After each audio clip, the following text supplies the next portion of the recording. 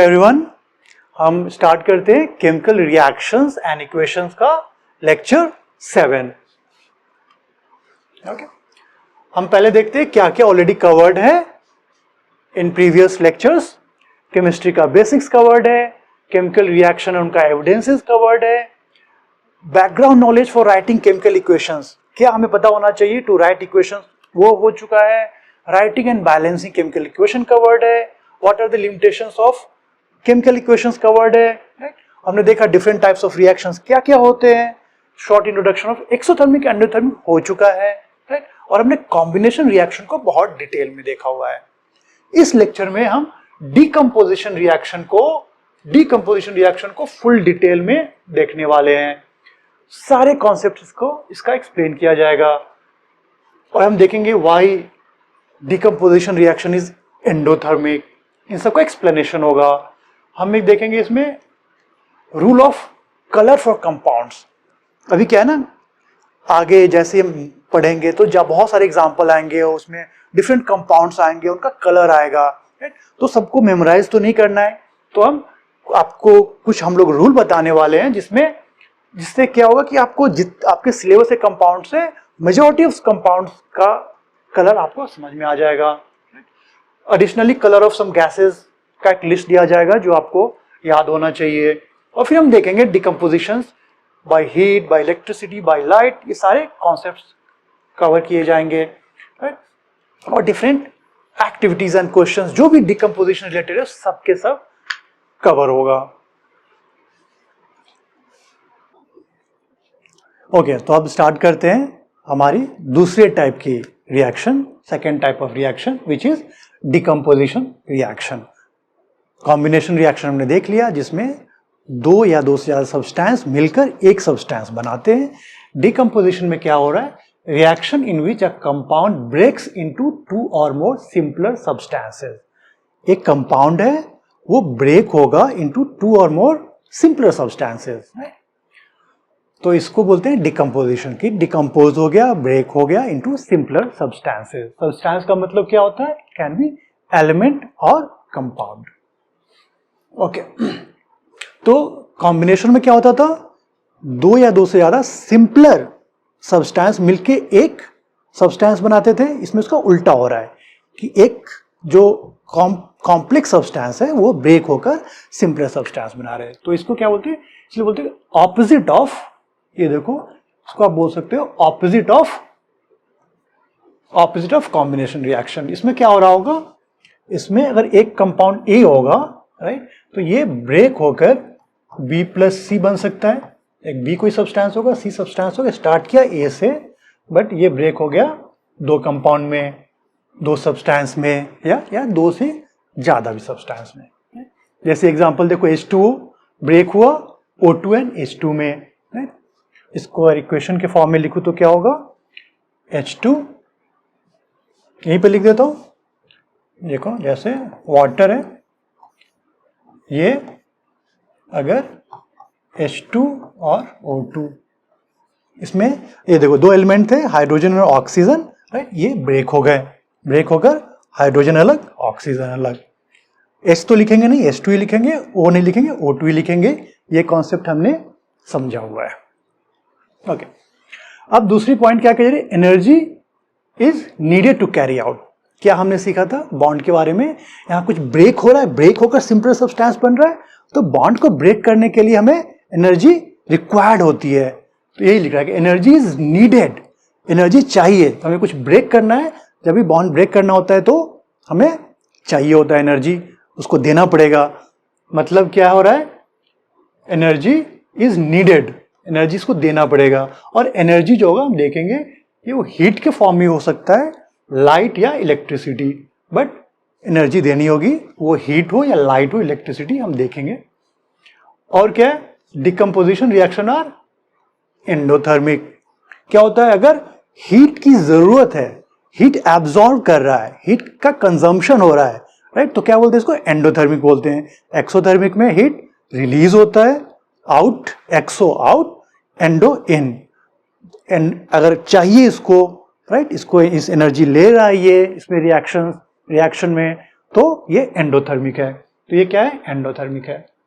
वैसे भी समझो कॉम्बिनेशन में एक्सोथर्मिक है, उसी का उल्टा ऑपोजिट है, राइट। तो ये वो एक्सोथर्मिक था, ये एंडोथर्मिक है, राइट। तो जहां भी डिकम्पोजिशन हो रहा होगा, जहां पे एक कंपाउंड को ब्रेक कर रहे होंगे into one compound is breaking into 2 और मोर सिंपलर सब्सटेंसेस, तो ये डिकम्पोजिशन होगा, इसमें एनर्जी की जरूरत है, तो ये एंडोथर्मिक होगा। ये देखो आप, बेसिकली इसमें क्या हो रहा होगा, इसमें यहाँ पे OH O और ऑक्सीजन के बीच का बॉन्ड ब्रेक होगा, यहाँ का ऑक्सीजन बॉन्ड ब्रेक होगा और ये मिलकर ऑक्सीजन और हाइड्रोजन बनाएंगे। दूसरा एक बहुत ही इंपॉर्टेंट एग्जांपल है, अगेन ये हम देखेंगे। देखो CaCO3, ये हमने देखा हुआ है लाइमस्टोन, राइट। लाइमस्टोन क्या होता था, ये व्हाइट होता था, व्हाइट वॉशिंग में भी यूज होता है, व्हाइट सॉलिड। तो लाइमस्टोन को जब हीट करते हो तो ब्रेक होता है ये कैल्शियम ऑक्साइड, इसको क्या बोलते हैं, quick lime. By the way इसको लाइम भी बोल सकते हो आप, क्विक लाइम या लाइम एक ही बात है, क्विक लाइम या लाइम बोलते हैं, राइट। तो quick lime solid and CO2 निकलता है, राइट। इसमें भी ब्रेक हो गया, देखो एक कंपाउंड है CaCO3 which is limestone, right. इसको हीट किया, हीट को आप ऐसे दिखा सकते हो डेल्टा से, राइट।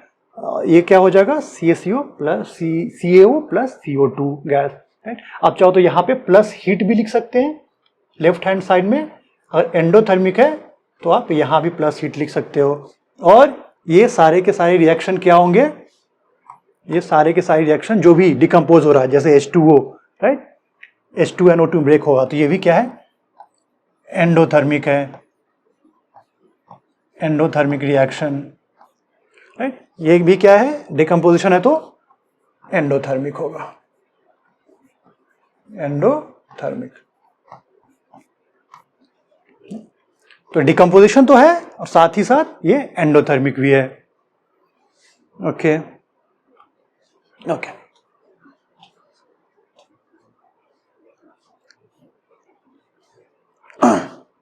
अभी हम कुछ कलर के बारे में सीखेंगे। तो रिएक्शंस आगे क्या है ना, और ज्यादा रिएक्शन देखने वाले हैं, राइट, आगे। तो अब हम कलर के बारे में सीख लेते हैं, राइट। हम कलर के बारे में अच्छे से सीख लेते हैं। बाय द वे एक क्विक पॉइंट आप लोग के लिए, ये जो CO क्विक लाइम है, राइट, इसका एक यूज है कि इंडस्ट्री में इसका काफी यूज होता है टू मैन्युफैक्चर ग्लास या सीमेंट, राइट। ग्लास और सीमेंट के मैन्युफैक्चरिंग में यूज होता है। जस्ट कि कभी एक नंबर के क्वेश्चन में बोर्ड में पूछ ले, NCERT में दे रखा है, तो CO जो क्विक लाइम होता है वो ग्लास या सीमेंट के मैन्युफैक्चरिंग में यूज होता है, ठीक है। अभी हम आते हैं इस पे। तो colour of different compounds, right. तो इसको एक जगह समराइज करके मैं बता दूं कैसे आप बहुत सारे डिफरेंट कंपाउंड्स का कलर कैसे आप याद रखोगे, राइट। वो देखो, तो जो आपको पढ़ना है सिलेबस में, राइट, तो वो ग्रुप 1 ग्रुप 2 के कुछ एलिमेंट्स होते हैं, राइट, सोडियम और पोटेशियम के, मैग्नीशियम, कैल्शियम, बेरियम, राइट। इसके अलावा कुछ और कंपाउंड है, जैसे जिंक के कंपाउंड होंगे, लेड के कंपाउंड होंगे, सिल्वर के कंपाउंड होंगे, कुछ कॉपर एंड आयरन के कंपाउंड होंगे। इन्हीं सब मेजॉरिटी से आपको कंपाउंड दिखेगा, राइट। जो कैटायन होंगे, राइट, कैटायन इन सब के कैटायन है, राइट। और इन सब कैटायन के साथ एनायन जो दिखेगा आपको, जो एनायन दिखेगा वो आपको दिखेगा सल्फेट, काफी दिखेगा आपको, सल्फेट, नाइट्रेट, और क्या दिखता है, halides, chloride, bromide, iodide, dot, chloride, bromide, iodide, ये सब आएगा, और कार्बोनेट दिखेगा। ज्यादा इनका ही एग्जाम्पल आएगा, सारे रिएक्शन देखोगे अभी।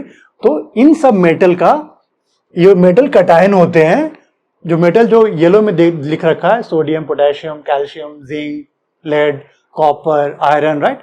इन सब मेटल का, इन सब कैटायन का डिफरेंट कॉम्बिनेशन बनेगा, तो उनका कलर क्या होगा उसका मैं आपको रूल बता रहा हूं अभी, ओके।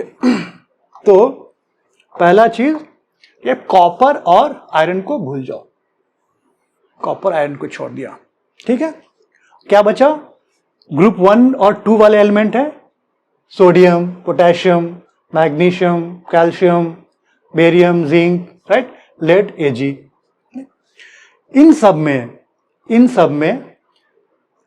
इन सब में जो भी आप बनाओ, राइट, इनका sodium chloride, sodium sulphate, magnesium sulphate, magnesium nitrate, तो ग्रुप 1 और ग्रुप 2 के, राइट, और जिंक वाले भी, जो भी आप देखोगे, ग्रुप 1 ये क्या है, ये देखो, ये ग्रुप 1 है, ग्रुप 1, ग्रुप 2 वाले और जिंक, ये तीनों जो है ना, इन सब के सारे के सारे कंपाउंड जो होंगे, जो भी आपके सिलेबस में कार्बोनेट हो, क्लोराइड हो, सल्फेट हो, नाइट्रेट हो, और क्या बचा,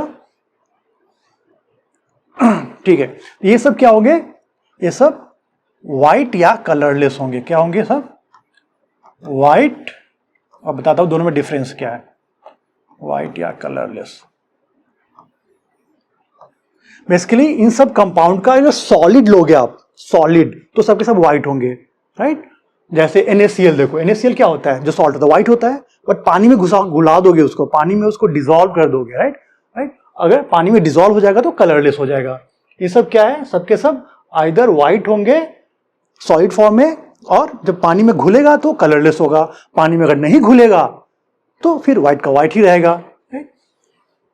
तो इन सब के सारे जो पढ़ोगे आप, किसी को भी ले लो आप, जैसे calcium carbonate CaCO3 again group 1 2 का है, सब व्हाइट ही होते हैं, जिंक का भी होता तो व्हाइट ही होता, तो कैल्शियम कार्बोनेट व्हाइट ही होगा, राइट। और कैल्शियम कार्बोनेट घुलता नहीं है तो ये कलरलेस नहीं होगा, ये व्हाइट मिल्की बनाता है, कैल्शियम कार्बोनेट पढ़ा है हमने। तो इसमें कुछ कंपाउंड घुलते हैं, कुछ कंपाउंड नहीं घुलते हैं, कुछ सॉल्युबल होते हैं, कुछ इनसॉल्युबल होते हैं।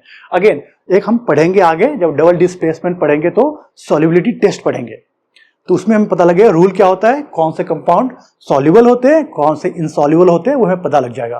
तो उसके लिए आप चिंता मत करो। आपको पता है अभी तक हमने देखा उसमें ये जो होते हैं ये सॉलिड में रहते हैं, सॉल्युबल नहीं होते, एक्वियस नहीं होते हैं, राइट, और ये भी सॉलिड होता है। आएगा, इन सब का रूल आएगा, डोंट वरी, सबका रूल आएगा, अभी बस बता दे रहा हूं आपको। इसमें बाकी सब के सब सॉल्युबल ही है, बस बेरियम सल्फेट और कैल्शियम कार्बोनेट ही सॉल्युबल है। तो बेसिकली क्या होगा, ये सब के सब पानी में घुलेंगे तो कलरलेस हो जाएंगे। ऐसे आप कंपाउंड लोगे सॉलिड फॉर्म में तो व्हाइट रहेंगे। कुछ जो घुलते ही नहीं है, जो सॉल्युबल ही नहीं है, उसको पानी में डालोगे तो भी वो कलरलेस नहीं होगा, क्योंकि वो घुला ही नहीं, तो क्या रहेगा, वो व्हाइट का व्हाइट ही रहेगा। इसीलिए CaCO3 मिल्की होता है। ओके, अभी इन सब पे बहुत सारे फिर कंपाउंड है, PbNO3, PbSO4 और बहुत सारे कॉम्बिनेशन बन जाएंगे। इसमें आपको जो याद रखना है, PbI2 और AgBr, ये दोनों येलो होते हैं। ये देखो, जो भी बन रहे compound, sulphate, nitrate, chloride, bromide, iodide, carbonate, इन सब में, इनफैक्ट इन सब के सब पूरा जो लिस्ट देखोगे ना, कोई भी कॉम्बिनेशन बनाओ, कोई भी मेटल ले लो इनमें से, कोई भी एनायन ले लो इसमें से, और जितने भी कंपाउंड बनेंगे, राइट, उसमें से PbI2 और AgBr जो है उसको याद रखो आप कि वो दोनों येलो होते हैं। बाकी सब के सब व्हाइट या कलरलेस हैं। बाकी सब के सब, जैसे AgCl भी सॉलिड होता है, ये व्हाइट होगा। AgNO3 ये एक्वियस होता है, ये घुलता है, तो इसका कलर क्या हो जाएगा, वैसे सॉलिड का कलर व्हाइट होगा और घुल जाएगा तो कलरलेस हो जाएगा। घुल जाएगा तो कलरलेस, क्योंकि ये घुल रहा है, ये सॉल्युबल है, और वैसे वैसे व्हाइट होता है ये। Ag2SO4 अगेन सेम, आपको याद क्या रखना है, PbI2 is yellow, AgBr is yellow. Okay, बस ये याद रखो आप। कलर, कौन सा कंपाउंड सॉल्युबल है, कौन सॉल्युबल नहीं है, उसका अलग से कॉन्सेप्ट आएगा, आगे पढ़ेंगे डबल डिस्प्लेसमेंट में, प्रेसिपिटेशन जब पढ़ेंगे तब। अभी क्या आपको याद रखना है, ये सारे के सारे कंपाउंड है आइदर व्हाइट या कलरलेस ही है। अगर वो डिसॉल्व हो रखे हैं तो कलरलेस, सॉलिड है, पानी में सॉलिड है प्रेसिपिटेट, या बाहर ऐसे ही ड्राई रखा हुआ है सॉलिड, तो व्हाइट है। तो सबके सब क्या है, सब व्हाइट है। बोल सकते हो, सब व्हाइट है, व्हाइट, सब के सब व्हाइट है, सारा जो लिस्ट है सबके सब व्हाइट है। बाय द वे, अभी हम किसकी बात कर रहे हैं? सारे मेटल्स और sulphate, nitrate, chloride, iodide, bromide और कार्बोनेट की बात कर रहे हैं, और हम ऑक्साइड की बात नहीं कर रहे हैं। ये देखो ऑक्साइड नीचे में लिखा हुआ है, ये अलग है। हम किसकी बात कर रहे हैं? Metals and these anions. COS white ही होता है, लिस्ट में है तो कोई प्रॉब्लम नहीं है, ओके। बट मुझे दिखाना था इन मेटल्स का जब सल्फेट, नाइट्रेट, क्लोराइड, कार्बोनेट ये सब बनते हैं तो उनका कलर क्या होता है। बस PbI2 और AgBr येलो याद रखो आप, बाकी सब व्हाइट या कलरलेस होंगे, ओके। इतना याद रखोगे। अब आते हैं FeSO4 पे और CuSO4 पे। कॉपर और आयरन का थोड़ा सा डिफरेंट ही स्टोरी होता है। ये FeSO4 जो होता है ना, ये एक्चुअली में व्हाइट होता है, लेकिन जब ये FeSO4.7H2O के फॉर्म में रहता है, ये ग्रीन हो जाता है, ये ग्रीन हो जाता है, ये याद रखना है। ये जो फेरस सल्फेट होता है, फेरस सल्फेट, इसमें ये 7H2O मॉलिक्यूल होगा, 7H2O इसमें साथ में होगा फॉर्मूला यूनिट में, तो ये ग्रीन होता है। इसमें से अगर हाइड्रोजन को हटा दोगे तो ये व्हाइट होगा। ये क्या है? एनहाइड्रस बोलते हैं इसको। क्या बोलते हैं? एनहाइड्रस, मतलब आएगा कॉन्सेप्ट बाद में। एनहाइड्रस मतलब उसमें से वाटर को रिमूव कर दिया, तो एनहाइड्रस का व्हाइट होगा। इसका भी एनहाइड्रस जो है वो व्हाइट ही होता है, बट इसका भी, जिसमें जो वाटर मॉलिक्यूल आते हैं, CuSO4 5H2O, ये ब्लू होता है, ब्लू। सिमिलरली CuCl2, इसका भी CuCl2.2H2 आता है, ये भी ब्लूइश ग्रीन होता है। बेसिकली ब्लू ग्रीन बोल सकते हो आप, ब्लू ग्रीन। तो ये देख लो, याद रख लो, जो FeSO4 7H2O है, राइट, ये ग्रीन है, राइट। CuSO4 5H2O क्या है? ब्लू है, राइट। इसमें बस ये ट्रिक है कि कॉपर सल्फेट जो होता है वो कॉपर सल्फेट 5H2O के साथ होता है। इसमें हाइड्रोजन के कुछ मॉलिक्यूल्स इनके एक यूनिट में रहते हैं, राइट। और सिमिलरली फेरस सल्फेट में भी 7H2O रहता है, इसका कलर ग्रीन है, इसका ब्लू है, राइट। बाकी इन सब में देखोगे तो आपको कुछ सारे जो भी सल्फेट होंगे, क्लोराइड होंगे, नाइट्रेट होंगे, सबके सब का कलर क्या होगा? इन सब मेटल्स में जब ये जो लिस्ट बनाया है, जो आपको याद रखने की जरूरत है, सब कलरलेस होंगे या व्हाइट होंगे एक्सेप्ट PbI2 एंड AgBr। तो ये आपको याद रखना है। इसके अलावा चलो कुछ ऑक्साइड्स आ ही रहे होंगे, राइट, इसलिए लिस्ट को पूरा करने के लिए दिखला दिया है। MgO, दो मैग्नीशियम को जब जलाते हैं तो डैजलिंग व्हाइट लाइट के साथ आता है और जो व्हाइट पाउडर बनता है, राइट। तो MgO हमने व्हाइट है देखा हुआ है, ये भी, राइट। MgO एक्चुअली सारे, ये देखो आप 1-2 वाले हैं तो इसकी वजह से भी रूल देख सकते हो, बट अलग से हमने देखा एक्सपेरिमेंट में कि मैग्नीशियम ऑक्साइड का कलर ये व्हाइट होता है, ये भी व्हाइट है, okay. PbO on the other hand, PbO ये येलो होता है, याद रखो आप। बहुत याद नहीं रखना है आपको, जो याद रखना है लिमिटेड बता रहा हूं। PbO येलो है, ओके। और क्या है? अगेन Fe3O4, ये रस्टिंग था, ब्राउन, ये जानते ही हो आप इसको, ये ब्राउन रस्टिंग। CuO, ये भी बार बार आएगा, CuO ब्लैक होता है। ये हमने इस पे एक्टिविटी का थोड़ा हमने एक्सप्लेन किया भी है, उसको आगे भी देखेंगे। जब कॉपर को, हम कॉपर पाउडर को हीट करते हैं तो ब्राउन से ब्लैक में कन्वर्ट होता है, वो CuO ब्लैक है। ये तो रस्टिंग है, ब्राउन, रेडिश ब्राउन, राइट, और CuO ब्लैक है, तो ये ब्लैक है, PbO येलो है और MgO व्हाइट है। और बाकी सारे कंपाउंड के कॉम्बिनेशन आपने ऑलरेडी इस रूल से याद कर लिया। PbI2 एंड AgBr येलो है, बाकी इन सब में जो कॉम्बिनेशन निकालोगे। और कोई रैंडम कोई पूछे मेरे से जिंक नाइट्रेट का सोल्यूशन क्या है, राइट, जिंक नाइट्रेट का कलर क्या होगा सोल्यूशन का, ओके। जिंक वाले के लिए पता ही है मुझे, नाइट्रेट का जिंक नाइट्रेट भी कलरलेस होगा, जिंक सल्फेट कलरलेस होगा, जिंक कार्बोनेट कलरलेस होगा, अगर पानी में डिसॉल्व करूं वैसे उनका पाउडर हो तो व्हाइट होगा। तो कोई भी ले सकते हो आप। KCl का कलर क्या होगा, कोई पूछे, KCl व्हाइट होगा, KCl को पानी में घुलाओगे तो कलरलेस होगा।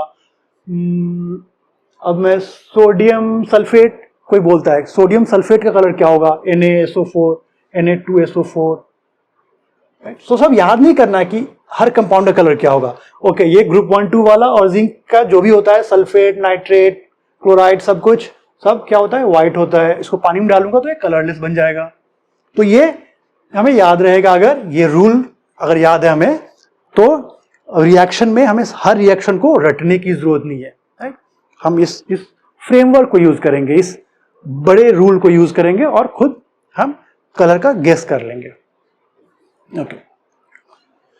ओके, इसके अलावा कुछ एक गैसेस निकलते हैं, उनका कलर ये देखो, hydrogen, oxygen, nitrogen, carbon dioxide, carbon monoxide, sulphur dioxide, natural gas methane, ये सब के सब कलरलेस गैस होते हैं बाय द वे। तो हमें पता होना चाहिए कि कलरलेस है, ये सब के सब कलरलेस है। इसके अलावा कुछ और आएगा आपके सिलेबस में, NO2, राइट। तो ये ब्राउन कलर का होता है, ये देखेंगे हम। क्लोरीन येलो कलर का होता है, और ब्रोमीन भी ब्राउन या रेडिश ब्राउन होता है। ये सब आएगा, ये हमें याद है अलग से। तो हमें सारे रिएक्शन जो भी आने वाले हैं, राइट, उन सबका कलर पता लग गया, राइट। हम हर रिएक्शन में कलर को याद कर करके नोट बनाकर नहीं रखेंगे, एक बार समझ लिया, एक लिस्ट देख लिया और उसको फिर यूज करते रहेंगे। क्या देखो, NO2 बाय द वे, सब गैस जो है, Cl2 तो बहुत ही पॉइजनस है। Cl2 क्लोरीन गैस बहुत हाईली पॉइजनस होता है। इनफैक्ट वर्ल्ड वॉर 2 में जर्मनी यूज करती थी क्लोरीन गैस मास किलिंग के लिए, बहुत ही डेंजरस गैस है। ब्रोमीन भी डेंजरस है, हार्मफुल है। Bromine again is very harmful gas, okay. In fact skin पे भी है ब्रोमीन, जो कि यूजुअली लिक्विड फॉर्म में होता है। बाय द वे देखो, आप यहाँ गैस दिखा रहा हूँ बट ब्रोमीन लिक्विड लिखा है, क्यों? ब्रोमीन नेचुरल जो टेम्परेचर होता है, राइट, वहां पे लिक्विड स्टेट में होता है, बट रिएक्शन हो रहा है तो रिएक्शन में वो गैस के फॉर्म में निकल सकता है, राइट। आप हीट करोगे ब्रोमीन को तो लिक्विड से गैस बनेगा, राइट। इसलिए यहाँ पे गैस में ही ब्रोमीन को मैंने ले लिया है कि कई रिएक्शन में ब्रोमीन गैस भी निकलता है, क्योंकि आप रिएक्शन हाई टेम्परेचर पे करते हो, बट नॉर्मल रूम टेम्परेचर पे ब्रोमीन लिक्विड होता है। और अगेन ब्रोमीन हार्मफुल है, इरिटेशन कॉज करता है, अगर इसको इनहेल किया है तो उससे बहुत प्रॉब्लम हो सकती है। NO2 भी पॉइजनस है बाय द वे, ओके। तो हमने ये थोड़ा सा बेसिक देख लिया, colours of different compounds, right, and some gases के भी, ओके। तो अब हम फर्दर कंटिन्यू करते हैं डिकम्पोजिशन। डिकम्पोजिशन में आपने देखा होगा, राइट, जब हम देख रहे थे कि डिकम्पोजिशन के लिए कुछ एनर्जी लगानी होती है, वो energy can be in form of heat और इलेक्ट्रिसिटी और सनलाइट, राइट।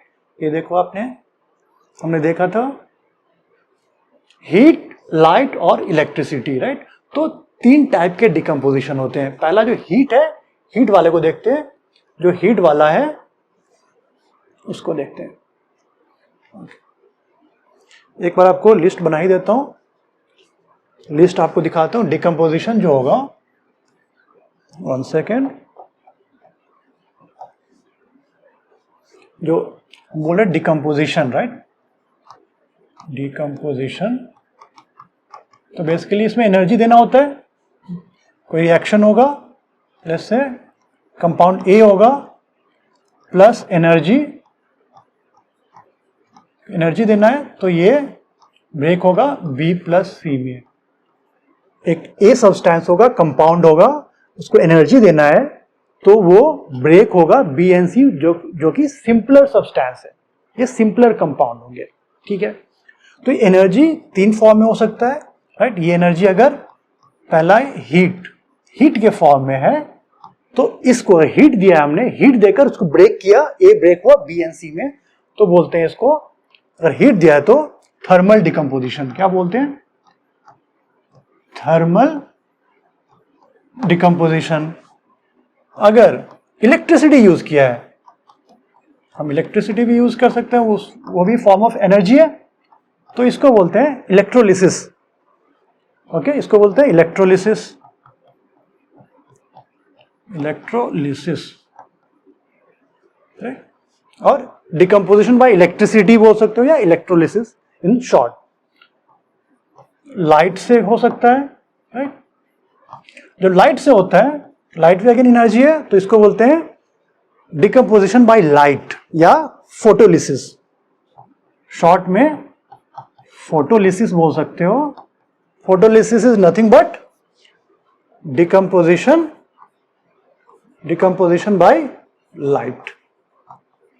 तो ये तीनों टाइप का रिएक्शन देखेंगे, तीनों टाइप का डिकम्पोजिशन देखेंगे, जिसमें एक ये होगा, एक को आप ब्रेक कर रहे हो into simpler substance here, in this case B and C. किससे? एनर्जी देकर। एनर्जी को आप तीन फॉर्म में आप दे सकते हो, हीट के फॉर्म में, इलेक्ट्रिसिटी के फॉर्म में या लाइट के फॉर्म में, और इसको बोलते हैं thermal decomposition, electrolysis and photolysis या डिकम्पोजिशन बाय लाइट। और हर केस में ये क्या होगा? ऑलवेज हमने देखा है एंडोथर्मिक होगा। इसमें हीट या एनर्जी एब्जॉर्ब होती है, इसमें रिलीज नहीं होता है, इसमें एब्जॉर्ब होती है, तो इसमें एंडोथर्मिक होता है। और इसमें एनर्जी या हीट आप लेफ्ट में लिखोगे, राइट, इसको आप राइट में नहीं लिखोगे। ओके, तो अब हम देखते हैं पहला पार्ट, जो कि जिसका नाम है डिकम्पोजिशन बाय हीट, जिसको हम थर्मल डिकम्पोजिशन भी बोल सकते हैं। तो इसको एक एक्टिविटी से दिखलाया गया है, राइट। तो हम इस एक्टिविटी को ही देख लेते हैं, इसमें क्या क्या रहा है। ठीक है, सो बोल रहा है take 2 gram of ferrous sulphate crystal in a dry boiling tube.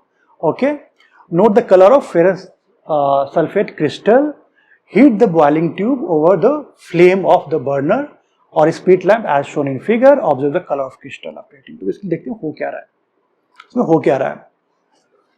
तो अगेन फेरस सल्फेट कलर से हमें पता है, हमने जो देखा था उसमें, राइट। देखो आप, फेरस सल्फेट क्या होता है? फेरस सल्फेट क्रिस्टल बेसिकली ये होता है FeSO4 7H2O, जो कि ग्रीन कलर का होता है, राइट। और FeSO4 अगर इससे पानी निकल गया, H2O निकल गया, तो ये व्हाइट होता है। ठीक है, अब यहाँ पे हमें एक्टिविटी करने की बात की जा रही है, तो हम देखते हैं। तो फेरस सल्फेट क्रिस्टल का मतलब क्या हुआ? FeSO4 7H2O। ओके, इसको हीट किया, प्लस हीट, या यहां पे लिखा सकते हो। वैसे बेटर क्या होता है कि आप प्लस हीट लिख दो, उससे एग्जैक्टली पता लग रहा है कि आप ये एंडोथर्मिक रिएक्शन है। तो FeSO4 7H2O को हीट किया, तो पहले क्या होगा? ये FeSO4 एंड 7H2O में ब्रेक हो गया। H2O जो वाटर है वो सेपरेट आउट हो गए, राइट। ये क्या, इसको क्या बोलते हैं हम? एनहाइड्रस भी बोलते हैं। इसको क्या बोलते हैं? इसको आप बोल सकते हो anhydrous. Anhydrous ferrous sulphate. Anhydrous क्यों? क्योंकि इसमें वाटर नहीं है। वाटर होता है, इसको हाइड्रस बोलते हैं। ये क्या है वो बोल सकते हो? हाइड्रस। ये हाइड्रो वाटर से आया है, जो हाइड्रो पंप बोलते हैं ना, हाइड्रो एनर्जी। हाइड्रो का मतलब वाटर होता है, तो हाइड्रस जिसमें वाटर मॉलिक्यूल्स है, राइट। इसमें एनहाइड्रस, इसमें H2O नहीं है, राइट। ओके, तो हमने ये भी देखा था, ये क्या था? इसका कलर ग्रीन होता है, इसका कलर क्रिस्टल ग्रीन होगा और ये व्हाइट होगा, राइट। हमने जो चार्ट पढ़ा था उसमें भी हो गया था। पहली बार अगर क्रिस्टल को लेकर गर्म करोगे तो क्या होगा? वाटर मॉलिक्यूल सेपरेट आउट होंगे, वाटर के जो ये पार्ट है, राइट, क्रिस्टल से सेपरेट होंगे और FeSO4 बन जाएगा, एनहाइड्रस, जो कि व्हाइट होता है पहला। और फिर क्या होगा? फर्दर FeSO4, चलो यहीं पे लिख देता हूं। इसके बाद भी, राइट, अगर हीटिंग हम कर ही रहे हैं, राइट, FeSO4 जो कि इनके सब सॉलिड में है, बाय द वे, ये देख रहे हो ना, सब सॉलिड है। H2O है, बट ये मत समझ लो आप कि ये एक्वियस हो गया, कुछ हो गया, राइट। ये क्या है? सॉलिड है, क्रिस्टल है ये भी सॉलिड है। ओके, सो गर्म करोगे तो ये गैस रहेगा, राइट, स्टीम। ये H2O मॉलिक्यूल स्टीम के फॉर्म में निकल जाएगा, ये गैस है, ये सॉलिड है। ओके, अभी देखते हैं FeSO4 जो बना, पहले तो इस क्रिस्टल से, ग्रीन क्रिस्टल से व्हाइट क्रिस्टल बना, अब फर्दर और स्टीम निकल गया H2O। अब फर्दर ये जो व्हाइट है इसको हमने और भी गर्म किया तो क्या होगा? ये देखो क्या हो जाएगा, ये Fe2O3 plus SO2 plus SO3, ये बन जाएगा। देख रहे हो आप कैसे ब्रेक हो रहा है? अगेन ये भी डिकम्पोजिशन रिएक्शन है। इसमें क्या हो रहा है? FeSO4, Fe2O3, SO2 और SO3 में कन्वर्ट हो रहे हैं।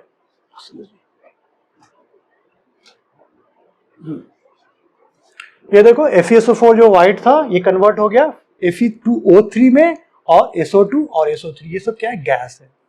ये सब गैस का कलर आपको पता होना चाहिए, लिस्ट में मैंने इसलिए बता दिया है कि एक ही जगह SO2 अगेन कलरलेस होगा। ये क्या है? कलरलेस गैस है। ये कलरलेस गैस है, ये भी कलरलेस गैस है, कलरलेस गैस है। ओके, और Fe2O3 ये सॉलिड है।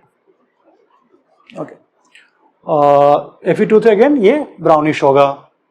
ओके, ये सॉलिड है, तो ये Fe2O3 बन जाएगी। Fe2O3 को आप क्या बोलते हो वैसे? Ferrous oxide. अगेन हमने नेमिंग में पढ़ा था, राइट, फेरस ऑक्साइड।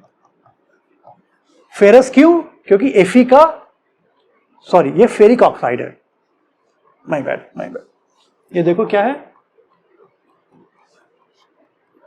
Fe2O3 में Fe का कितना है? Fe3 प्लस है, और ऑक्सीजन 2 माइनस मिलाकर Fe2O3 बना है। ये क्या है? फेरिक है। ये हमने देखा था, राइट, फेरिक ऑक्साइड। ये हमने देखा था। कब फेरिक बोलते हैं, कब फेरस बोलते हैं? कॉपर के केस में कब क्यूप्रिक बोलते हैं, कब क्यूप्रस बोलते हैं? फेरिक बोलते हैं जिसमें ज्यादा होता है। फेरिक में +3 जब होता है तब उसको फेरिक बोलते हैं। फेरस के केस में +2 बोलते हैं, राइट, +2 के केस में फेरस बोलते हैं। ये बट ये क्या है? Fe, इसमें +3 चार्ज है, ये तो ऑक्सीजन -2 ही होता है, तो Fe2O3 बना, फेरिक ऑक्साइड नाम। तो ये सब हमने जो फॉर्मूला बनाना, कंपाउंड लिखना, इसमें सीखा हुआ है, और इसको नेमिंग कैसे करते हैं। इसका एक और नाम हमने सीखा था, इसको आप फेरिक ना बोलकर आयरन ऑक्साइड भी बोल सकते हो, बट आपको क्या लिखना पड़ेगा? आयरन और रोमन में आपको 3 लिखना पड़ेगा, और फिर ऑक्साइड लिख सकते हो। अगर सिर्फ आयरन ऑक्साइड लिखोगे तो ब्रैकेट में इन रोमन आपको 3 लिखना पड़ेगा, क्योंकि ये +3 वाला कैटायन है। ठीक है, तो ये रिएक्शंस हो रहे हैं बेसिकली।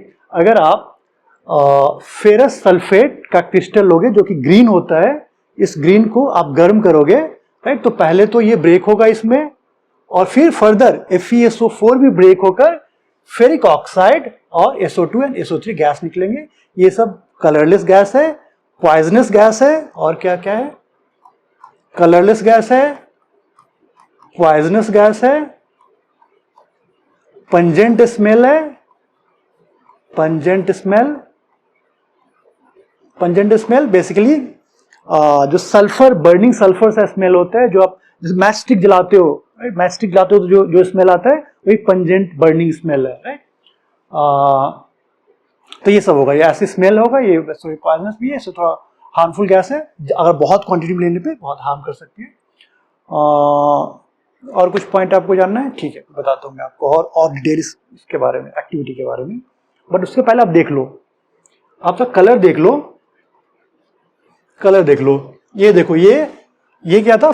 FeSO4 7H2O। इसको जब गर्म किया, हीट किया, तो ब्रेक हो गया था ये FeSO4 में, और H2O अलग हो गया, ये व्हाइट हो गया था। देखो ग्रीन, ये ग्रीन क्रिस्टल, इसको आप गर्म करोगे तो व्हाइट क्रिस्टल बन जाएगा। फर्दर FeSO4 को आप फर्दर कर रहे हो, FeSO4 को फर्दर आप हीट कर रहे हो, तो ये क्या बन रहा है, Fe2O3, राइट, जो रस्टिंग में भी दिखता है आपको, राइट, ये रेडिश ब्राउन या ब्राउन कलर का ये बनेगा, राइट, प्लस तो आपको पता है SO2 और SO3 गैस निकल रहे हैं, जो कि पंजेंट स्मेल वाले हार्मफुल गैस है। ये क्या है, हार्मफुल गैसेस है, ये हार्मफुल गैसेस। ओके, तो ये इनका कलर की बात हो गई, जो कि कलर हमने ऑलरेडी सीखा भी हुआ है, बट एक विजुअली आप देख भी सकते हो कि आप FeSO4 दिखता कैसे है, राइट। ओके, अभी दो तीन बातें जो ध्यान रखनी है जब आप गर्म करते हो, इनफैक्ट किसी भी कंपाउंड को आप गर्म करते हो टेस्ट ट्यूब में या बॉइलिंग ट्यूब में लेकर, तो आप 2-3 प्रिकॉशन लोगे, राइट, कि कैसे हम लैब में इसको ऑपरेट करें, राइट। और इस पे एग्जाम में भी क्वेश्चन आते हैं, and very important, how you operate for your safety in the lab, ठीक है। तो एक तो आप देखो, जैसे भी ये पेयर ऑफ टोंग्स से कोई यूज करोगे होल्ड करने के लिए, राइट, हाथ से नहीं पकड़ोगे कभी भी, right. Always ask for pair of tongs, ये पेयर ऑफ टोंग्स है, राइट, जिसको पकड़ने के लिए यूज करते हो, होल्ड करने के लिए, टेस्ट ट्यूब को होल्ड करने के लिए उसको यूज करो। उसके बाद उसको ट्यूब को keep it away from you, right, पास में मत रखो, keep it away from you. Second point, पहला पॉइंट, never use your hand, use pair of tongs, sorry. Second point, keep the tube away from you, not close. Second point. Third point क्या करोगे, जो mouth of the test tube, right, should also be away, दूर तो रखा है लेकिन उसका mouth of the test tube should not point towards you, right, mouth of the test tube also should be away from you. अगर ये test tube है, इसका माउथ है, तो मैं ऐसे नहीं रखूंगा, दूर रखूंगा, पास नहीं रखूंगा, दूर भी रखूंगा, और इसका एंगल या ये इसका माउथ बॉडी की तरफ पॉइंट ना करे, दूर, तो ऐसे रखना है, राइट। ये देखो, इसको दूर रखो। उसके बाद और स्मेलिंग ऑफ गैस है, राइट, तो आप वाफ्टिंग करते हो, राइट, कि ज्यादा अमाउंट ना आए, क्योंकि SO2 बहुत सारे गैसेस होते हैं जो हार्मफुल होते हैं। अगर आप ज्यादा क्वांटिटी में ले लोगे गैस, राइट, तो आपको हार्म करेगा, राइट। तो हम वाफ्टिंग करते हैं स्लोली। वाफ्टिंग मींस क्या है, slowly move it with your hand and you can get some gas, क्योंकि आपको पता लगे। तो ऐसे आप स्मेल करना है, आप उसको आप नाक से ऐसे क्लोज नहीं जाओगे, बल्कि ऐसे रहेगा, और स्लोली वाफ्टिंग करके आप उसको स्मेल करोगे। तो ये हो गई डिकम्पोजिशन का एक एग्जाम्पल, इसमें एक्टिविटी भी कर लिया हमने। ओके, बाय द वे, ये आपने सीख लिया, राइट, ये वाला अगर एक्टिविटी सीख लिया है, राइट, इसी में अगर क्वेश्चन होता इसमें ही फेरस सल्फेट क्रिस्टल की जगह पे, अगर फेरस सल्फेट क्रिस्टल की जगह पे अगर same activity but copper sulphate crystal लिया, कॉपर सल्फेट क्रिस्टल लिया, तो क्या होगा। अगेन आपको सब कुछ पता है इसके बारे में, राइट। इसमें कॉपर सल्फेट सिमिलर रिएक्शन होगा। कॉपर सल्फेट में क्या होता है, ब्लू होता है, राइट, ये ग्रीन होता है। फिर सिमिलरली वो पहला स्टेप में एनहाइड्रस होगा, उसका वाटर मॉलिक्यूल निकलेंगे, और आगे गर्म करोगे तो वो भी ब्रेक होकर सल्फर ऑक्साइड्स बनाएंगे, ठीक है। ओके, कुछ और देखते हैं हम डिकम्पोजिशन का एग्जांपल, थर्मल डिकम्पोजिशन का ही, अगेन एक्टिविटी के थ्रू। इसमें क्या एक्टिविटी क्या बोली जा रही है, take about 2 gram lead nitrate powder, okay, in a boiling tube. ये बॉइलिंग ट्यूब है जिसमें लेड नाइट्रेट क्या लिया जा रहा है, लेड नाइट्रेट। अब आपको पता है पीवी क्या होता है, 2+ होता है, नाइट्रेट क्या होता है, माइनस होता है, -1, तो लेड नाइट्रेट क्या होगा, PbNO3 ट्वाइस। इनफैक्ट आपको रिएक्शन खुद से लिखते रहना चाहिए, right, lead nitrate powder, okay, holding the boiling tube with a pair of tongs and heat it over a flame. What do you observe? Note down the change if any. तो इसमें lead nitrate लिया है और lead nitrate को हम गर्म कर रहे हैं. हम क्या कर रहे हैं? लेड नाइट्रेट को गर्म कर रहे हैं. ओके, तो रिएक्शन होगा, इसको आप गर्म करोगे, इसको हीट करोगे तो क्या बनेगा? जो रिएक्शन बनता है वो होता है PbO plus NO2 plus O2. ये रिएक्शन होता है. ओके, अब देखो लेड नाइट्रेट कलर क्या होगा? हमने क्या पढ़ा था? नाइट्रेट्स, जो नाइट्रेट्स थे, आप चार्ट अगर याद करोगे आप, राइट, चार्ट में अगर मैं आपको दिखा भी दूं, देखो तो ये व्हाइट क्यों होगा? अब आप देखो, हमने क्या देखा था? जो भी है ये सारे ग्रुप 1 वाले, जिंक, लेड, Ag, ये सब आएगा. इसमें लेड आयोडाइड और AgBr PbI2 को छोड़ के बाकी क्या ही था? व्हाइट ही था. बाकी क्या था? व्हाइट था. तो लेड नाइट्रेट कलर आपको ऑलरेडी पता है, आपको कलर पता है कि लेड नाइट्रेट क्या होगा? व्हाइट होगा. सब कुछ याद नहीं करना है, कुछ रूल्स भी होते हैं, उसको यूज करोगे तो स्मार्टली आप चीजों को याद करोगे और समझोगे. PbO फिर बताया था आपको, PbO आएगा बार बार. PbO येलो होता है लेड का, राइट. NO2 गैस भी बताया था, NO2 gas brown fumes, right. तो ब्राउन फ्यूम्स निकलेगा, ब्राउन. ऑक्सीजन तो कलरलेस होता है, कलरलेस. तो कलर याद नहीं करना, जो भी हमने देखा है उसी पे सब कुछ आ जाएगा. Lead nitrate white, PbO yellow, NO2 again ये क्या है? ये गैस है, ऑक्सीजन गैस है, PbO सॉलिड, ये सॉलिड को गर्म किया. ओके, तो ये रिएक्शन बनेगा. Note down the changes. तो क्या हो रहा है इसमें? अगर गर्म कोई करेगा इसको, राइट, तो इसमें पहले तो जो PbO है, जो लेड ऑक्साइड है, राइट, वो ये गर्म होकर इसमें चिपकेंगे, राइट. ये गर्म है, ये येलो है, राइट. येलो लेड ऑक्साइड बनेगा जो कि इसमें चिपकने सा रहेगा और ब्राउन फ्यूम्स निकलेगा. कि NO2 निकल रहा है तो NO2 ब्राउन होता है. ये O2 भी निकलेगा, कलरलेस है, दिखेगा नहीं. क्या ऑब्जर्व क्या करोगे आप? कि ब्राउन फ्यूम्स निकल रहे हैं, वो किसके? NO2 के हैं. अगेन ये एक्सोथर्मिक है, एंडोथर्मिक है. अगेन डिकम्पोजिशन है तो ये एंडोथर्मिक होगा, इसमें तो कोई डाउट ही नहीं है, राइट. डिकम्पोजिशन है तो एंडोथर्मिक है.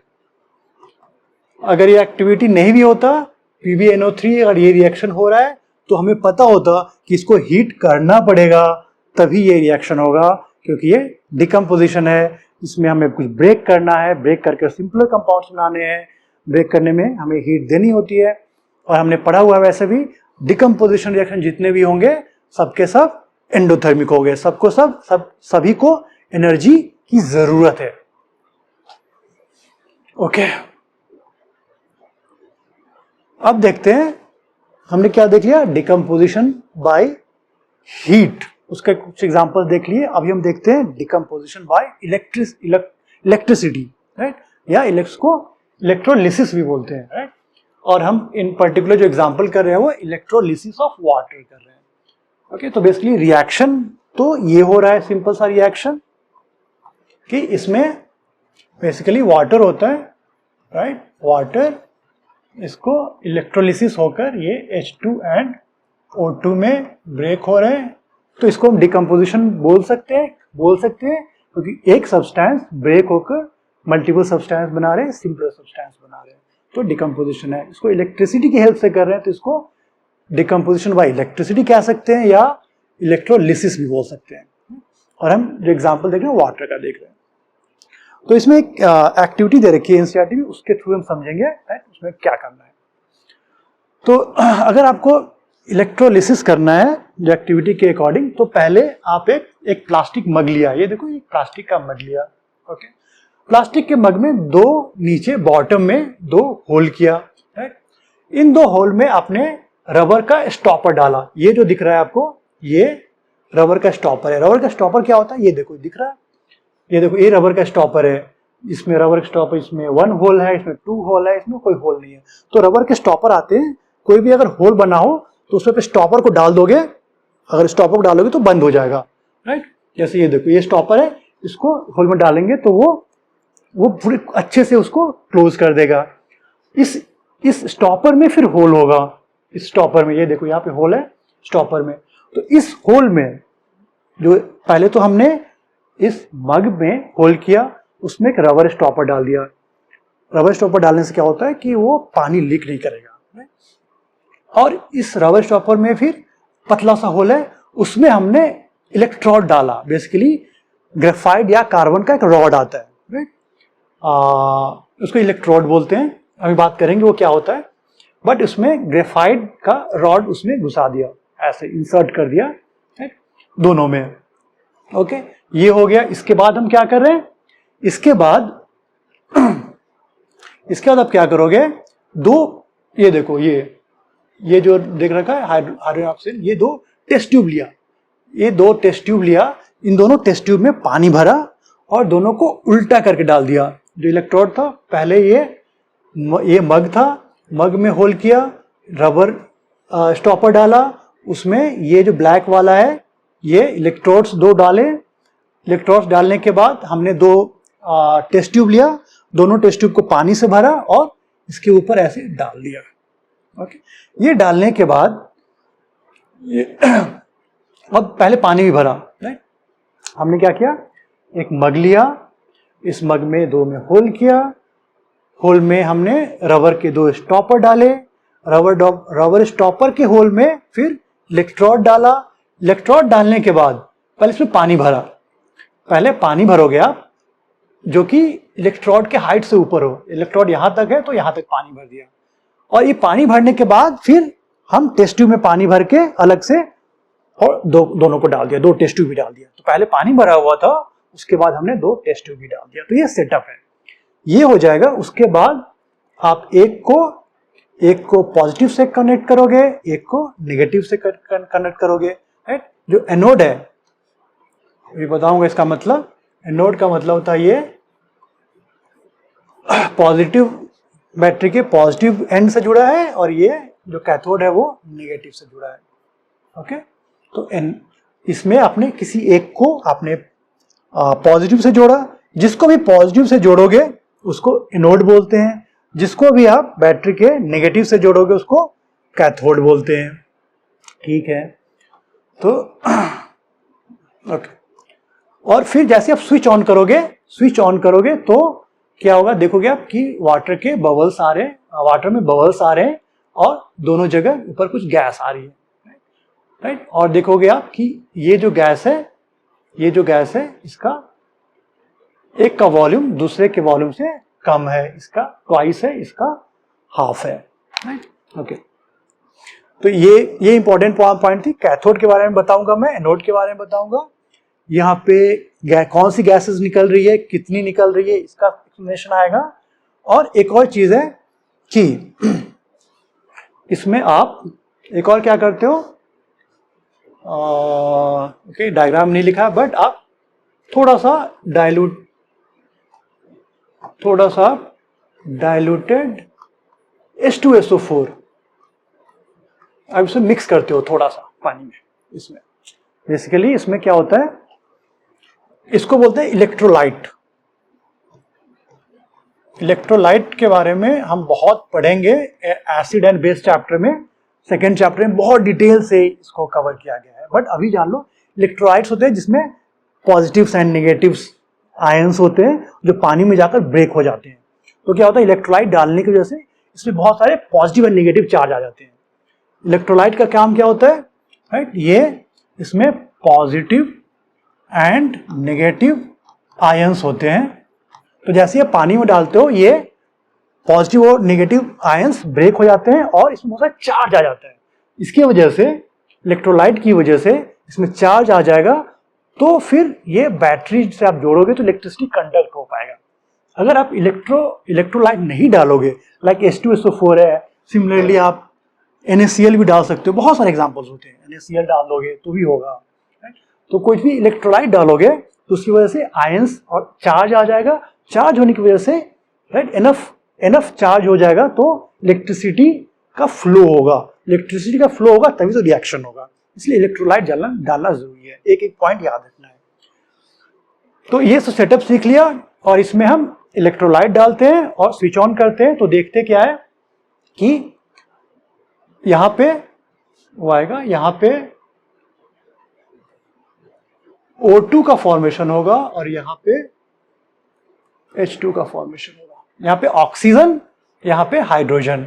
जो एनोड है पॉजिटिव वाला है उस पे ऑक्सीजन बन रहा है और जो कैथोड है नेगेटिव वाला उस पे हाइड्रोजन बन रहा है और इसका वॉल्यूम ट्वाइस है। ये देखो साइज में देखो, इसका वॉल्यूम ट्वाइस है। तो ये क्यों हो रहा है ये हम समझते हैं। क्या हो रहा है,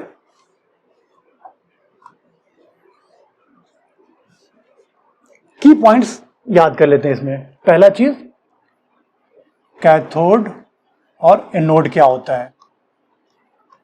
ओके, कैथोड जो बैटरी के पॉजिटिव चार्ज से जुड़ा हो, एनोड जो बैटरी के निगेटिव एंड से जुड़ा हो। राइट, ये बैटरी का है, ये जो बैटरी जुड़ा है, बैटरी के पॉजिटिव से जुड़ा है वो कैथोड और निगेटिव से जुड़ा है वो एनोड। इसको ऐसे भी आप याद रख सकते हो, जो कैटायन को अट्रैक्ट करता है। कैटायन क्या होता है, कैटायन, कैटायन मतलब क्या होता है, पॉजिटिव चार्ज। राइट, तो जो कैटायन को अट्रैक्ट करता है वो कैथोड। सॉरी गलत हो गया, ये उल्टा हो गया।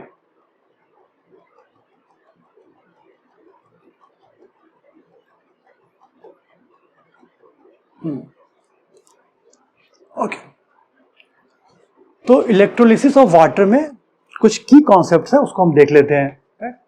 पहला कॉन्सेप्ट अब एक क्या याद रखना है कि कैथोड और एनोड क्या होते हैं। ओके, इसको याद रखने की, देखो पहला कैथोड क्या होता है, जो बैटरी के नेगेटिव एंड से जुड़ा हो कैथोड और एनोड पॉजिटिव। ये कैसे याद रखोगे, याद रखने के लिए जो अनायन को अट्रैक्ट करता है वो एनोड होता है। अनायन, आपने कैटायन और एनायन पढ़ा है। एनायन क्या होता है, नेगेटिव होता है, और जो अनायन को अट्रैक्ट करे, अनायन को ये अट्रैक्ट करेगा या खींचेगा। राइट, तो अनायंस होते हैं, अनायंस जहां पे जाते हैं। राइट, अनायंस को जो अट्रैक्ट करता है एनोड, और अनायंस नेगेटिव है तो नेगेटिव को कौन अट्रैक्ट कर सकता है, पॉजिटिव एंड वाला। तो बैटरी का पॉजिटिव एंड जो होता है उसको एनोड बोलते हैं और एनोड अनायंस को अट्रैक्ट करता है। सिमिलरली कैथोड क्या होता है, जो बैटरी के नेगेटिव वाले से जुड़ा होता है। इसको याद कैसे करेंगे, cathode is something which attracts cation. जो कैटायन को, कैटायन मतलब पॉजिटिव चार्ज को जो अट्रैक्ट करे वो कैथोड। तो cathode is something which attracts cation. Right? Cathode is an electrode, electrodes बोलते हैं दोनों को, एनोड एंड कैथोड को इलेक्ट्रोड्स भी बोलते हैं। बाय द वे, ये आप लिख लो, इलेक्ट्रोड्स। इलेक्ट्रोड्स वो होते हैं जो आप बैटरी में आप जोड़ते हो, एक को पॉजिटिव से एक को नेगेटिव से, उनको इलेक्ट्रोड्स बोलते हैं। राइट, इसको आप बैटरी के नेगेटिव से जोड़ते हो कैथोड, पॉजिटिव से जोड़ते हो उसको एनोड बोलते हैं। ओके, इस नेगेटिव वाले कैथोड क्यों बोलते हैं, because cathode attracts cation. Cation positive होता है, तो इलेक्ट्रोड दैट अट्रैक्ट्स कैटायन और पॉजिटिव इज कैथोड। मतलब इन इटसेल्फ इस पे चार्ज क्या होगा, नेगेटिव होगा। Similarly anode is an electrode that attracts अनायन और नेगेटिव चार्ज। नेगेटिव चार्ज को अट्रैक्ट कौन कर सकता है, जिसमें खुद पॉजिटिव चार्ज हो। तो ये बैटरी के पॉजिटिव से जुड़ा होता है। तो ये कैथोड एंड एनोड का कॉन्सेप्ट समझना चाहिए। ओके, ये अगर समझ लिया आपने तो क्या होगा, कैटायन मतलब इसमें क्या था, कैथोड पे क्या बनेगा, जो कैथोड पे तो कैटायन को अट्रैक्ट करेगा। कैटायन क्या है वाटर में, H+, तो यहां पे H+ आएगा और H2 गैस बनेगा।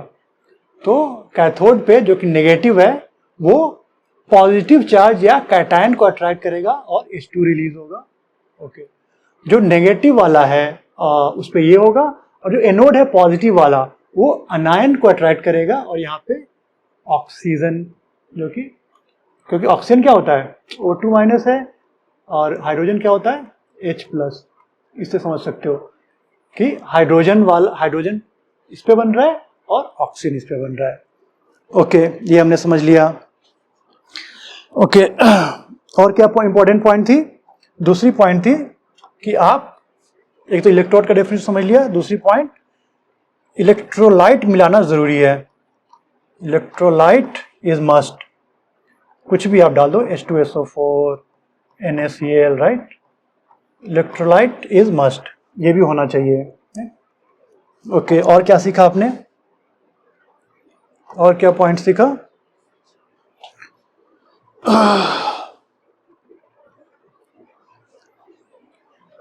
और हमने देखा था कि एक गैस, ये देखो यहां पे, देखो यहां पे हाइड्रोजन जो निकला है, हाइड्रोजन किस पे जाएगा? हाइड्रोजन नेगेटिव या कैथोड पे जाएगा, और खुद ये कैटायन है। कैटायन जिस पे जाता है उसको कैथोड बोलते हैं। हाइड्रोजन कैटायन से बना है तो कैटायन तो cathode, oxygen अनायन O-2, oxygen anode. But यहाँ पे था, हमने देखा था कि इसकी वॉल्यूम जो बन रहा है, गैस का वॉल्यूम, वो हाइड्रोजन का जो ट्वाइस दैट ऑफ ऑक्सीजन है, ट्वाइस, ये दुगना क्यों बन रहा है? तो ये थर्ड पॉइंट था, तो इसको देखते हैं वो क्यों हो रहा है। ये देखो H2O जब इलेक्ट्रिक एनर्जी की वजह से इलेक्ट्रिक एनर्जी दिया इसमें इलेक्ट्रोलिसिस में, तो H2 प्लस O2 में ब्रेक हुआ। तो अब इसको रिएक्शन को बैलेंस करना होगा टू अंडरस्टैंड कि कितने ये बन रहे, कितने ये बन रहे हैं। देखो H2 है, यहाँ 2 है, ऑक्सीजन 1 है, ऑक्सीजन यहाँ पे 2 है, तो मैं 2H2O कर दिया मैं, तो ये करते ही ऑक्सीजन बैलेंस हो गया। हाइड्रोजन यहाँ पे 2 है, यहाँ पे 4 है, तो 2। अभी देखो क्या हो रहा है। तो बेसिकली जब बनता है तो दो मॉलिक्यूल, आप बोल सकते हो कि क्या बोल सकते हो आपकी, 2 मॉलिक्यूल ऑफ वाटर और H2O makes 2 molecule of H2 and 1 molecule of oxygen।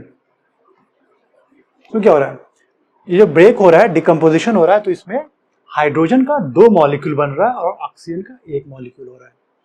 अब ये देखो, कोई भी गैस हो, राइट, उसका जो वॉल्यूम होता है, right, at the same temperature और प्रेशर सेम है, राइट, तो उसका वॉल्यूम होता है वो प्रोपोर्शनल टू मॉलिक्यूल होता है, राइट। अगर इसका 2 मॉलिक्यूल है, इसका 1 मॉलिक्यूल है, तो इसका वॉल्यूम जो होगा वो इसके वॉल्यूम से दुगना होगा। क्यों? क्योंकि इसका 2 मॉलिक्यूल है और इसका 1 मॉलिक्यूल है। तो एक जो थ्योरी है, थ्योरी क्या होती है कि for any gas, right, for any gas, बताता हूं एनी गैस का मतलब क्या है। For any gas volume is proportional to number of molecules, number of molecules. किसी भी गैस, मतलब इसमें गैस कोई भी हो सकता है, राइट, H2 हो या O2 हो या CO2 हो, राइट, या SO2 हो, कोई भी गैस लिया है, राइट, कोई भी गैस लिया है। अगर मैं H2 का 10 मॉलिक्यूल लूं, H2 का, और CO2 का 10 मॉलिक्यूल लूं, राइट, H2 का 10 मॉलिक्यूल और CO2 का 10 मॉलिक्यूल लिया, तो दोनों का वॉल्यूम सेम ही होगा at same temperature and pressure. Of course temperature pressure same रखना होगा, टेम्परेचर और प्रेशर सेम रखा है तो किसी भी गैस का आप मॉलिक्यूल लो तो उसका वॉल्यूम प्रोपोर्शनल होगा। अगर हाइड्रोजन का 100 मॉलिक्यूल लिया और SO2 का 100 मॉलिक्यूल लिया, दोनों का एक ही वॉल्यूम होगा। बट अगर हाइड्रोजन का 100 लिया और SO2 का 200 ले लिया तो उसका वॉल्यूम दुगना हो जाएगा, क्योंकि ये 100 मॉलिक्यूल था, ये 200 मॉलिक्यूल था। तो नंबर ऑफ मॉलिक्यूल पे डिपेंड करता है कि वो वॉल्यूम कितना होगा। एक ये कॉन्सेप्ट है, ये क्लास 9 में हमने अच्छे से पढ़ाया हुआ है, राइट, फर्स्ट चैप्टर में ही। और इसको आप ऐसे भी देख सकते हो, एक दूसरे मेथड से अगर आपको देखना है, ये भी मोल कॉन्सेप्ट में पढ़ा हुआ है आपने। ये देखो 2H2O next 2H2 plus O2 अगर बन रहा है तो इसको बोलते हैं कि ये 2 मोल है। आप ऐसे भी लिखते हो, ये 2 मोल है, ये भी 2 मोल है, और ये भी 1 मोल है। ये अगेन मोल कॉन्सेप्ट क्लास 9 बहुत अच्छे से पढ़ाया गया है वीडियो में। आप अगर देखो क्लास 9 का वीडियो बहुत अच्छे से बताया गया है। उसमें क्या है, इसमें देखो आप मोल में क्या होता है कि हर जो भी मोल होता है, एक मोल में, एक मोल अगर अपने बोला H2 बोला, एक मोल O2 बोला, जो भी बोलते हो, तो उसमें क्या होता है 6.022 इंटू 10⁻23 पार्टिकल्स होते हैं। जो भी पार्टिकल्स हो, मॉलिक्यूल्स है तो इतने मॉलिक्यूल्स हो गए। और एक मोल, कोई भी एक मोल गैस हो, उसका जो भी एक मोल H2 हो या एक मोल O2 हो, राइट, वन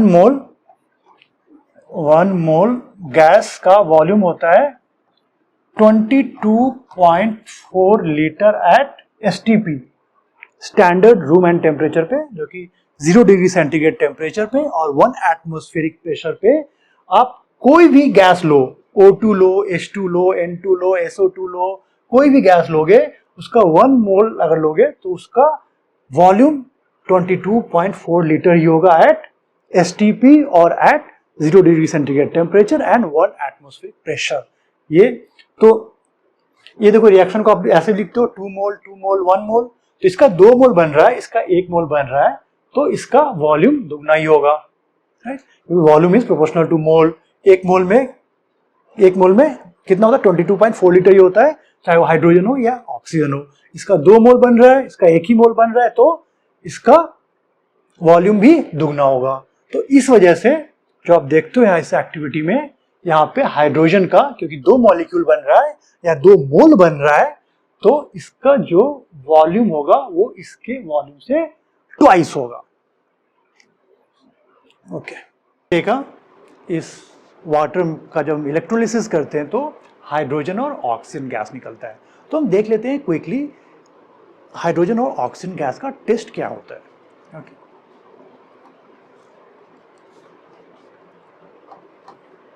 ठीक है, हम देखेंगे test of hydrogen and test of oxygen देख लेते हैं। ओके, तो थोड़ा सा प्रॉपर्टी समझ लो हाइड्रोजन का और ऑक्सीजन का। जो हाइड्रोजन गैस होता है हाईली इनफ्लेमेबल होता है, बहुत तेजी से जलता है वो। अगर उसके पास आप फायर ले जाओगे हाइड्रोजन गैस के पास तो बहुत जल्दी से धमाके के साथ जलेगा वो, राइट। तो हाईली इनफ्लेमेबल होता है। फर्स्ट पॉइंट क्या है, ये आप जान लो कि ये हाईली इनफ्लेमेबल है, मतलब ये बहुत जलता है, राइट। और ऑक्सीजन क्या होता है, ऑक्सीजन कंबशन को सपोर्ट करता है, स्पीड अप करता है। अगर कुछ जल रहा हो, एक तो वो ऑक्सीजन के एब्सेंस में नहीं जलेगा, कोई भी कुछ जलता है, कोई भी कंबशन होता है, राइट, कोई भी आप फ्लेम देखते हो तो वो ऑक्सीजन के प्रेजेंस में ही होता है। और जब ऑक्सीजन को बढ़ाओगे तो कंबशन या जलना फास्ट हो जाता है, राइट। तो ऑक्सीजन इट सपोर्ट्स कंबस्शन या बर्निंग। कंबस्शन हम आगे देखने वाले हैं, नथिंग बट बर्निंग आप समझ लो, कॉमन लैंग्वेज में बर्निंग भी कह सकते हैं। तो इट सपोर्ट्स बर्निंग। ऑक्सीजन किसी भी चीज़ को जलाता है और ऑक्सीजन का सप्लाई बढ़ाओगे तो वो और तेज़ी से जलेगा, ठीक है। तो हाइड्रोजन का टेस्ट होता है क्योंकि ये बहुत तेज़ जलता है। अगर आप टेस्ट ट्यूब लेते हो, राइट, एक टेस्ट ट्यूब होता है, राइट, ऐसा टेस्ट ट्यूब है ऐसे, ओके, और इसमें हाइड्रोजन भरा हुआ है, अगर, राइट।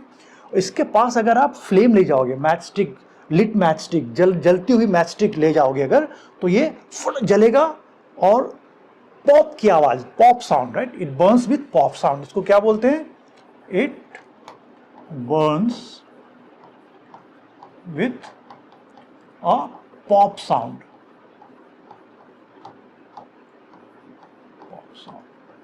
ये पॉप साउंड क्या होता है, कुछ ऐसा कुछ आवाज आएगा, क्योंकि इसमें जैसी जलाते हो, राइट, तो बहुत तेजी से धमाका होता है। इसके वजह से क्या होता है, इसके जो मॉलिक्यूल्स है, हाइड्रोजन के मॉलिक्यूल्स और जो एयर इसमें, राइट, बहुत तेजी से फैलते हैं। बहुत तेजी से फैलने की वजह से इसके सरफेस पे, टेस्ट ट्यूब के सरफेस पे, राइट, जो फैलते हैं तो आवाज आती है, पॉप साउंड की आवाज आती है, राइट, ओके। और तो ये जो होता है इसका टेस्ट है, हाइड्रोजन गैस का टेस्ट है, that it Burns with a pop sound. ये पॉप साउंड क्या होता है, जब आपको टेस्ट ट्यूब में होते हो, राइट। अगर हाइड्रोजन गैस ओपन में खुला हुआ है तो पॉप साउंड नहीं आएगा। पॉप साउंड इसलिए आता है क्योंकि ये टेस्ट ट्यूब में है और जल्दी से, बहुत तेजी से जब फैलती है गैस, क्योंकि बहुत तेज जलती है ये, इसके वजह से सरफेस से टकराने की वजह से आवाज आती है, राइट, ओके। ऑक्सीजन का टेस्ट क्या होता है कि ऑक्सीजन अगर किसी टेस्ट ट्यूब में रखा हुआ है, राइट, इसमें अगर O2 है इसमें, राइट, तो इसके पास अगर आप लिट मैच स्टिक ले जाओगे तो बहुत तेजी से वो जल जाएगा, राइट। ये क्या होगा, जो फ्लेम होगा बढ़ जाएगा और तेजी से जलेगा, राइट। इट क्या है, ये it speeds up, it speeds burning. अगर कुछ जल रहा है, कोई जलाकर लाओगे तो स्पीड्स बर्निंग। ये ऑक्सीजन का टेस्ट होता है। कुछ क्वेश्चंस देख लेते हैं, एनसीईआरटी के जो चैप्टर्स के बीच में दे रखे हैं, ओके। क्वेश्चन आप देख लो क्या बोल रखा है क्वेश्चन में, a solution of a substance x is used for white washing. White washing के लिए क्या यूज होता है, व्हाइट वॉशिंग के लिए क्या यूज होता है, अभी यहां से पता नहीं चल रहा है by the way. White washing में आप लाइम यूज करते हो, राइट, उसको पानी में डालने के बाद CaOH2 बन जाता है, उससे करते हो। तो इसमें ये भी हो सकता है, ये भी हो सकता है, बट देखते हैं, क्वेश्चन को समझने की कोशिश करते हैं। Solution of a substance x is used for, okay, question में बोला solution of a substance, right, तो मतलब इसका सॉल्यूशन बनाते हो अब क्या होता है, यही होता है ना, CaO प्लस H2O। जब ये जो लाइम लिया, क्विक लाइम लिया, ये नॉर्मल जो खड़ा चूना लिया, राइट, इसको पानी में डाला, इसको सॉल्यूशन बनाया, तो इसी को तो यूज करते हैं। तो ये बनाता है ये CaOH2, right, but solution of a substance बोल रहा है तो ये CaO की बात कर रहा है। Solution of a substance X is used for white washing. Name the substance X and right it's formula.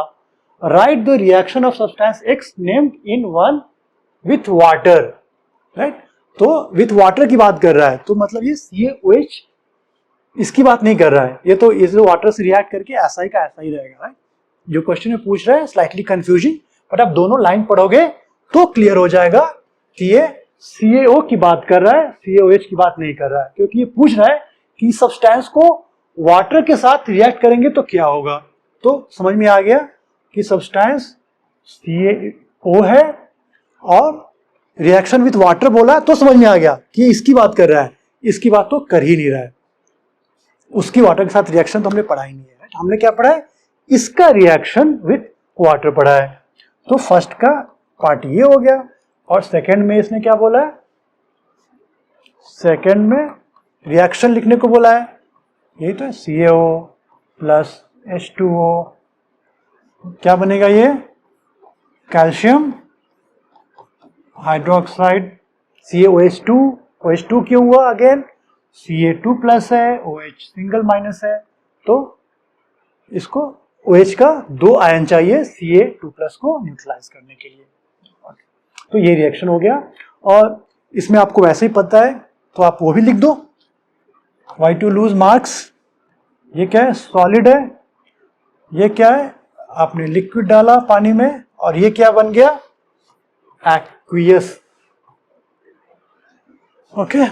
Aqueous भी बहुत लोग बोलते हैं, बट मैंने भी वीडियो में 1-2 बार एक्वस बोला है, बट रियल करेक्ट प्रोनाउंसिएशन इसका एक्वियस ही है, तो एक्वियस ही बोलिए आप लोग, okay. CaO calcium oxide solid, H2O liquid, और CaOH2 एक्वियस। ये हो गया रिएक्शन, ओके। जो सेकेंड क्वेश्चन क्या है, ये तो क्वेश्चन वन का part 1 and part 2। Why is the amount of gas collected in one of the test tubes in activity 1.7 double the amount of that collected in other? Name this gas.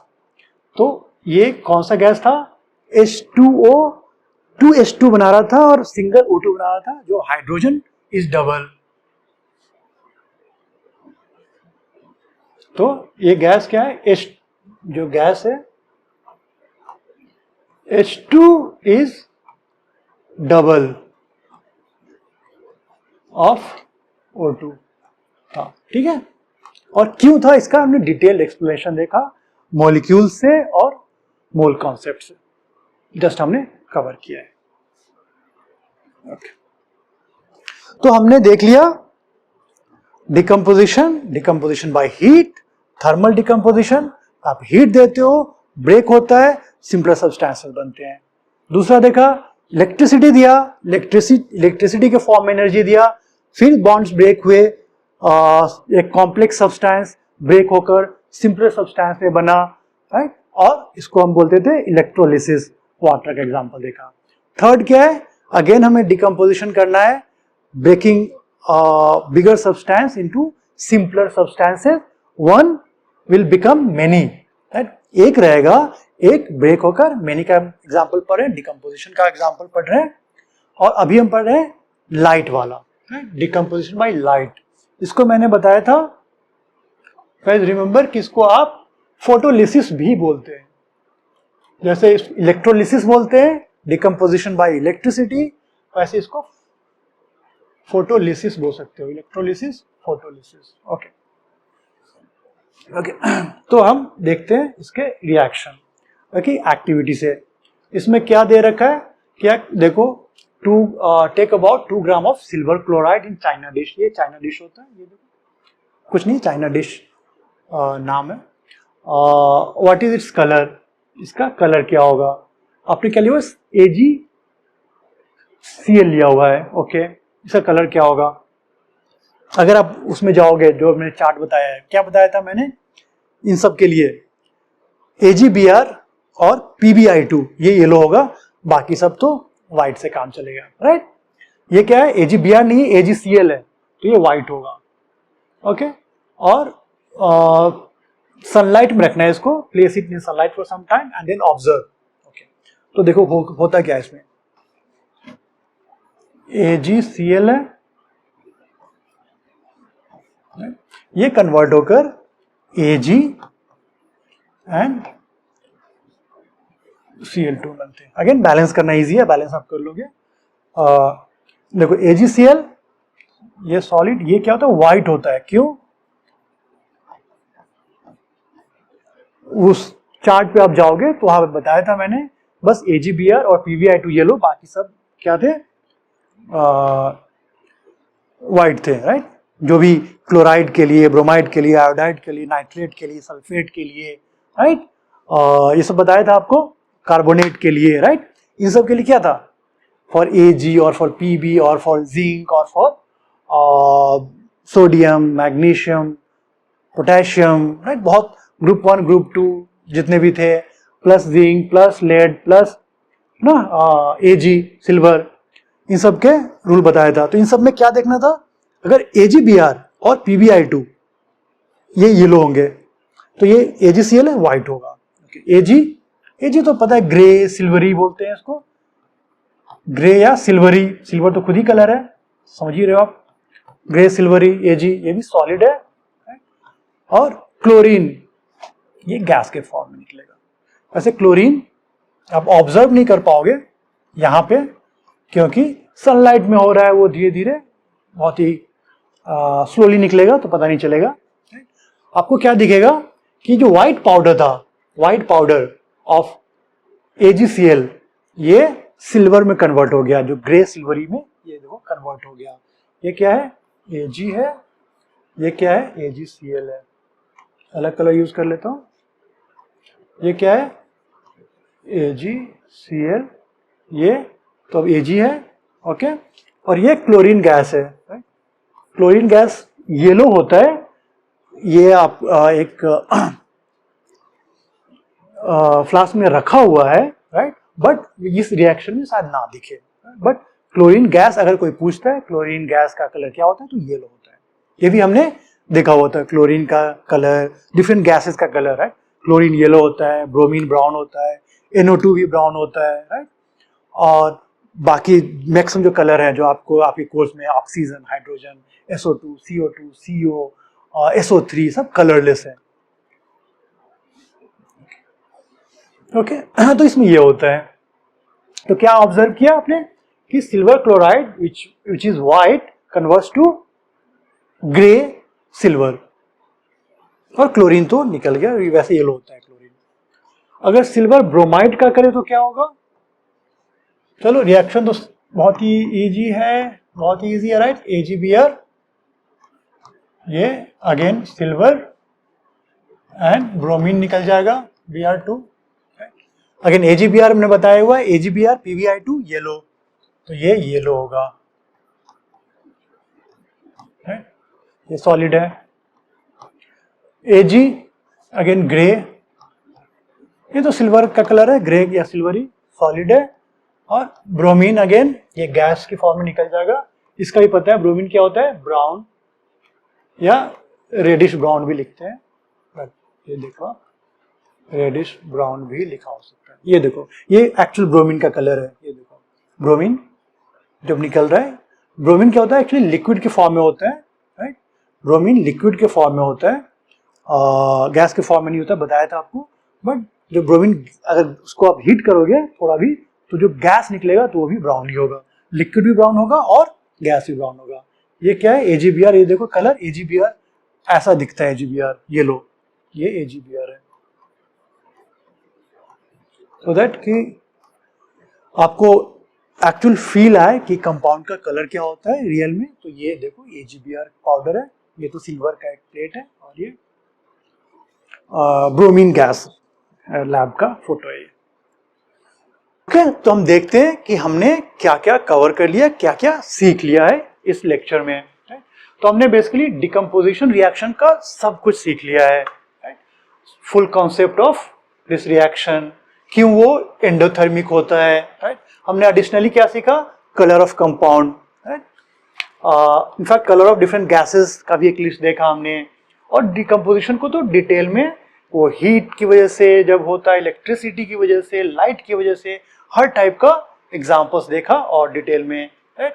और ये भी concept इस पे emphasise किया क्योंकि इस पे questions आते हैं बोर्ड में कि हाउ टू होल्ड और test tube while heating, right, and smelling of gas, जो वाफ्टिंग वाला हमने सीखा, राइट। और हमने डिफरेंट एक्टिविटीज एंड क्वेश्चंस भी कवर किए। ओके।